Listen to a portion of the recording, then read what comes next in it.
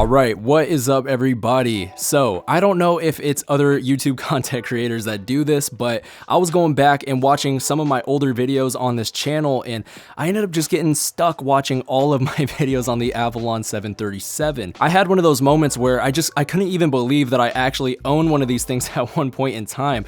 Everybody knows how expensive the Avalon 737 is, and that for the longest time was just one of my grail pieces that I absolutely wanted to have more than anything. For me, it was the Avalon 737. I remember just growing up admiring that preamp. Every time I'd watch videos of people using one in the studio, it just made me want one so much more. I mean, I remember that thing making literally anything sound buttery smooth. I would plug the NT1 and the Perception 100 into that thing, and the results that I'd be able to get out of the Avalon was truly special. And to this day, I still kick myself over the fact that I sold that thing. If you guys have been watching this channel for a while now, you'll probably remember the video when I actually picked it up for the first time, and I believe I paid about $1,400 for this thing, and it was in such amazing condition. Literally looked brand new.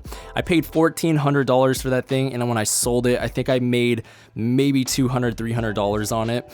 And nowadays, if you try to find one, good luck finding one going for under $2,000. It just does not exist. And if it does, it probably has a lot of wear on that thing. So there's probably gonna be some people asking, well, if it's so special, you love this thing, why did you end up getting rid of it? And well, the main reason is I just couldn't find myself justifying having something this expensive. It's the same thing with the TLM 103. I felt like it was just so expensive for what I do that I just don't necessarily need it. I felt like with the TLM 103, for example, I could just use an NT1, and for the most part, I'm gonna get the sound quality that I like. I'm gonna be totally fine with the NT1. And the same thing happened when I got the MPA2. I felt like I just didn't need the Avalon anymore because I was more than satisfied with the sound that I was getting out of the MPA2. And to this day, I still think the MPA2 is probably the best preamp on the market. And one of the biggest things that I regret about the Avalon is I really only took advantage of the preamp on that thing. I didn't even use the EQ or the compressor, and looking back on it, I'm like, what was I thinking? I should have been utilizing the entire piece to really take advantage of that just piece of hardware.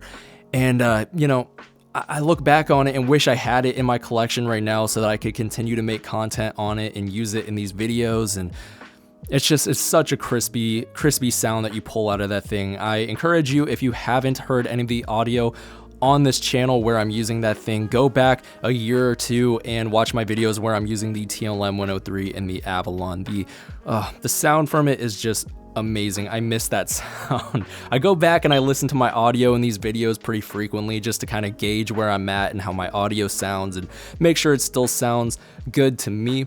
And when I hear that TLM 103 and Avalon combo, it's undeniable. It's so good.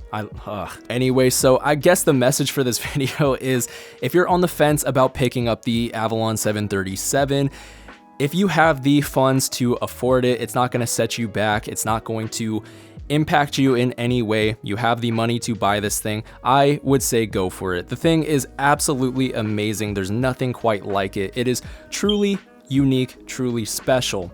But if you don't necessarily have the funds for it, and obviously I think everybody here is gonna understand, I mean, we're talking about the price of a used car. We're talking about a solid 97 Civic.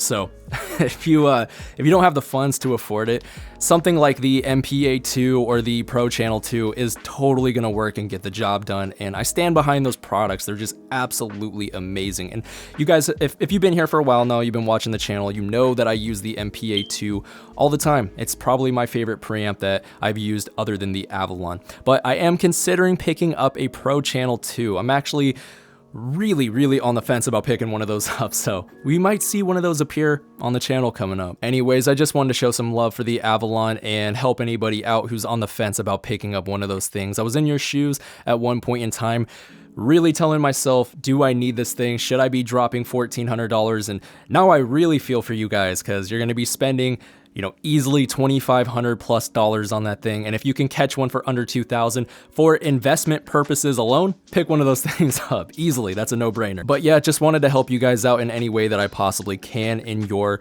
preamp endeavors, I suppose. But I think that's gonna wrap it up. So if you haven't already yet, be sure to subscribe and hit the bell icon beside it so that you can stay notified for whenever I drop any of my upcoming videos. With that being said, I'll see you all in my next one. Take care, everybody.